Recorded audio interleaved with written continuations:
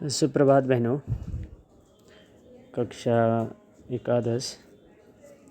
अगला पाठ है सत्यजीत राय द्वारा लिखित अप्पू के साथ 2.5 साल। सत्यजीत राय का जन्म सन 1921 कोलकाता पश्चिम बंगाल में हुआ था। इनकी प्रमुख फिल्में हैं अपराजिता, अप्पू का संसार, जलसाघर, देवी चारुलता, महानगर, गोपी, गायन, बांका बाइन, पथेर पांचाली, बांग्ला शतरंज के खिलाड़ी, सदगति। जो हिंदी में प्रमुख इनकी रचनाएं हैं प्रोफेसर शंकु के कारनामे, सोने का किला, जागीर की स्वर्ण मुद्रा, बादशाही अंगूठी आदि। प्रमुख इनके जो सम्मान है वो है फ्रांस का लीजन डी ऑनर। पूरे जीवन की उपलब्धियों पर ऑस्कर और भारत रत्न सहित फिल्म जगत का हर महत्वपूर्ण सम्मान इनको प्राप्त हुआ। इनकी मृत्यु सन 1992 में हुई। अप्पू के साथ 2.5 साल। पथेर पांचाली फिल्म की शूटिंग का काम 2.5 साल तक चला था। इस 2.5 साल के कालखंड में हर रोज़ तो शूटिंग होती नहीं थी। मैं तब एक विज्ञापन कंपनी में नौकरी करता था। नौकरी के काम से जब फुर्सत मिलती थी तब शूटिंग करता था। मेरे पास उस समय पर्याप्त पैसे भी नहीं थे। पैसे खत्म होने के बाद फिर से पैसे जमा होने तक शूटिंग स्थगित रखनी पड़ती थी।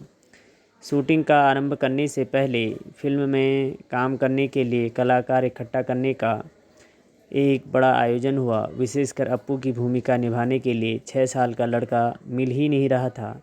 आखिर मैंने अखबार में उस संदर्भ में एक इश्तेहार दिया। राज बिहारी एवेन्यू की एक बिल्डिंग में मैंने एक कमरा भाड़े पर लिया था। वहाँ पर बच्चे इंटरव्यू के लिए आते थे। बहुत से लड़के आए, लेकिन अप्पू की भूमिका के लिए मुझे जिस तरह का लड़का चाहिए था वैसा एक भी नहीं था। एक दिन एक लड़का आया। उसकी गर्दन पर लगा पाउडर देखकर मुझे शक हुआ। नाम पूछने पर नाजुक आवाज़ में वह बोला, टिया। उसके साथ आए उसके पिताजी से मैंने पूछा, क्या कभी अभी अभी इसके बाल कटवाकर यहाँ ले आए हैं? वे सज्जन पकड़े गए। सच छिपा नहीं सके, बोले, असल में यह मेरी बेटी है। अप्पू की भूमिका मिलने की आशा से इसके बाल कटवाकर आपके यहाँ ले आया हूँ। विज्ञापन देखकर भी अप्पू की भूमिका के लिए सही तरह का लड़का न मिलने के कारण मैं तो बेहाल हो गया। आखिर एक दिन मेरी पत्नी छत से नीचे आकर मुझसे बोली, पास वाले मकान की छत पर एक लड़का देखा, ज़रा उसे बुलाइए तो।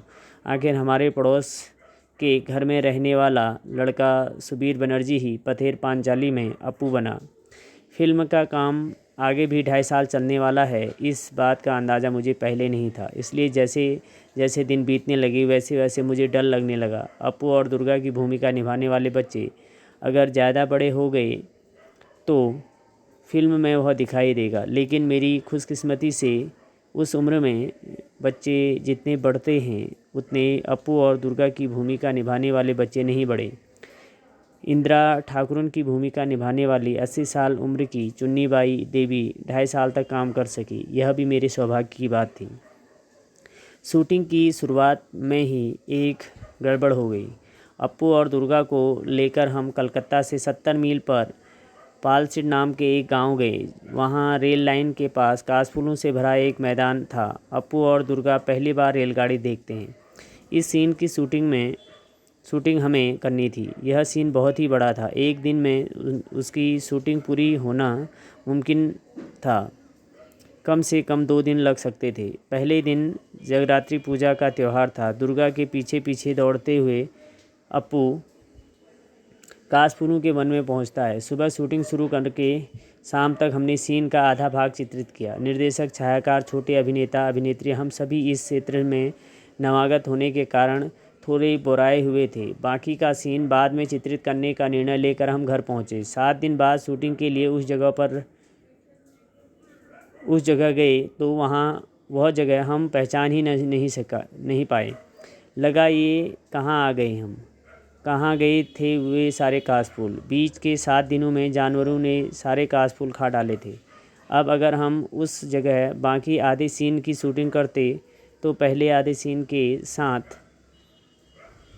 उसका मेल कैसे बैठता। उसमें से कम्युनिटी नदारत हो जाती। उस सीन के बाकी अंश की शूटिंग हमने उसके अगले साल शरद ऋतु में जब फिर से वह मैदान कासफूलों से भर गया तब की। उसी समय रेलगाड़ी की भी शॉट लिए, लेकिन रेलगाड़ी के इतने शॉट थे कि एक रेलगाड़ी से काम नहीं चला। एक के बाद 3 रेलगाड़ियों को हमने शूटिंग में इस्तेमाल किया। सुबह से दोपहर तक कितनी रेलगाड़ियां उस लाइन पर से जाती हैं यह पहले ही टाइम टेबल देखकर जान लिया था। हर एक ट्रेन एक ही दिशा से आने वाली थी। जिस स्टेशन से वे रेलगाड़ी आने वाली थी वह स्टेशन पर हमारी टीम के अनिल बाबू थे। रेलगाड़ी स्टेशन से निकलते समय अनिल बाबू भी इंजन ड्राइवर की कैबिन में चढ़ते थे, क्योंकि गाड़ी के शूटिंग की जगह के पास आते ही बॉयलर में कोयला डालना ज़रूरी था ताकि काला धुआं निकले। सफ़ेद कासफूलों की पृष्ठभूमि पर अगर काला धुआं नहीं आया तो दृश्य कैसे अच्छा लगेगा। पाथेर पांचाली फिल्म में जब यह सीन दिखाई देता है तब दर्शक पहचान ही नहीं पाते कि उस सीन में हमने 3 अलग अलग रेलगाड़ियों का इस्तेमाल किया है। आज के डीजल और बिजली पर चलने वाले इंजनों के युग में वह दृश्य उस प्रकार से हमें चित्रित न कर पाते। आर्थिक अभाव के कारण बहुत ही दिनों तक हमने अलग अलग समस्याओं से जूझना पड़ा। एक उदाहरण देता हूँ। मूल उपन्यास में अप्पू और दुर्गा के भूलो नामक पालतू कुत्ते का उल्लेख है। गांव से ही हमने एक कुत्ता प्राप्त किया और वह भी हमें से ठीक बर्ताव करने लगा। फिल्म में एक दृश्य ऐसा है कि अप्पू माँ सरोजा अप्पू को भात खिला रही है। भूलो कुत्ता दरवाजे के सामने आंगन में बैठकर अप्पू का भात खाना देख रहा है। अप्पू के हाथ से छोटे तीर कमान हैं। खाने में उसका पूरा ध्यान नहीं है और माँ की ओर पीठ करके बैठा हुआ है, पर तीर कमान खेलने के लिए उतावला है। अप्पू खाते खाते ही कमान से तीर तो छोड़ता है।